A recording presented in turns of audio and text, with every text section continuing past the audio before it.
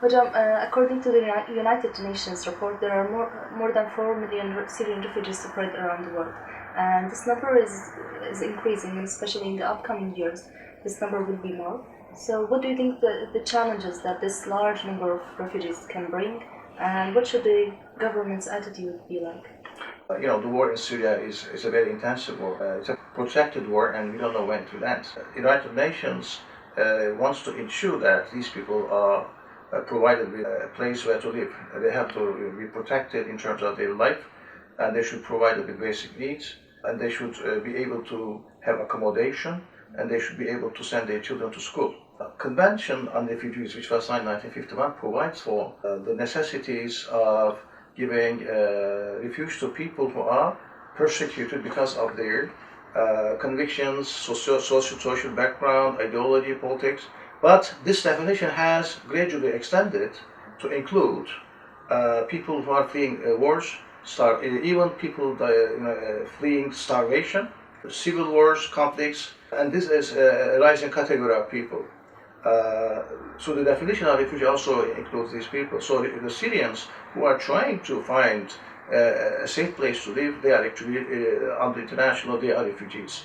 And the European states, first and foremost, have an obligation under international law to provide these people with decent conditions of life. And they should be provided with the right of residence in the home states, and they should be allowed to continue their life in safety, economically and physically as well. And they should be allowed to maintain their cultural identity, and they should be allowed to send their children to schools. For a Turkish society, what do you think the rules and regulations and initiatives that can be established to ensure the integration between Syrian refugees and Turkish people as well? The refugees in Turkey, I think they have to be provided with the necessary basics of an ordinary life.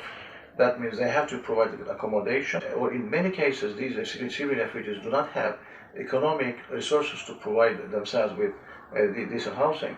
In such situations, I think they have to be provided with the public authorities. They should also be allowed to get some social support from the government actually, and they should also be allowed to find work. And if there's a linguistic obstacle to the Syrian refugees finding jobs, they have to be engaged in linguistic courses in Turkish language as well. Legally, they should not remain in a tense situation. I mean, they should be provided with legal security. And I think the government authorities should be more ready to provide them with residence permit, these people. We should not forget that many Syrian refugees, they have fled into Turkey and other countries in conditions of uncertainty. They were just fleeing without any documents, many of these people. So, I mean, trying to ensure that they have all these documents, legal documents, to provide them with certain guarantees, I think would be expecting too much from these people. They should also be allowed to be engaged in different activities in Turkey, social, cultural activities, and I think we as the people of Turkey should be more tolerant, understandable towards the Syrian people. We should understand that these people are not in Turkey simply because they want to have a better life, but they just want to save their life. They are being forced to leave their country. So I think we need legal certainty as well as economic and social improvements in the lives of the Syrian refugees in Turkey. One of the hottest issues these days is the illegal immigration to Europe by the sea. Hundreds of Syrian people are losing their lives by these risky boat trips to Europe. So, from a legal perspective and a human rights perspective, what do you think the government's attitude toward this issue should be like? The European nations, European governments should not allow such drowning to occur. I mean, the main reason why this is happening is because they are not really permitted through other means to arrive at the countries of destination. They are almost trying to erect a wall, almost denying international law, denying the rights of refugees under international law, denying United Nations rules and principles. This is a matter of human rights, and human rights is an international issue. It's not a national issue. And states don't have options about human rights. They have to provide the basic guarantees of life as well as economic and social security for refugees. So in that sense, I think it's really shameful for European governments, most of European governments, acting in such a way that they are trying to preclude refugees from European territories.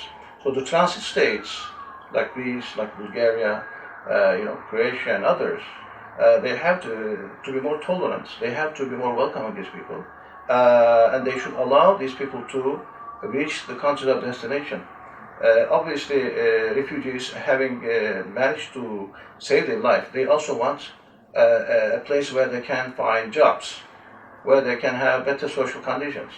Granting that these are refugees and they are entitled under international law to have certain opportunities, economic, social, vocational training, accommodation, residence permit, and the chance to integrate into the society. This is not a question of choice for governments. They have to allow these people safety inside the country of destination. So if the refugees are willing to go to Germany or let's say Sweden or France, I think this should not be prevented by other governments. Neither should this be prevented by the countries of destination. It's not a matter of political or moral choice. It's of course a moral position, but it's also a legal position. International law dictates that they have to be treated fairly and in a humane manner. Thank you very much, Hocam. Thank you for giving us the time and this valuable information.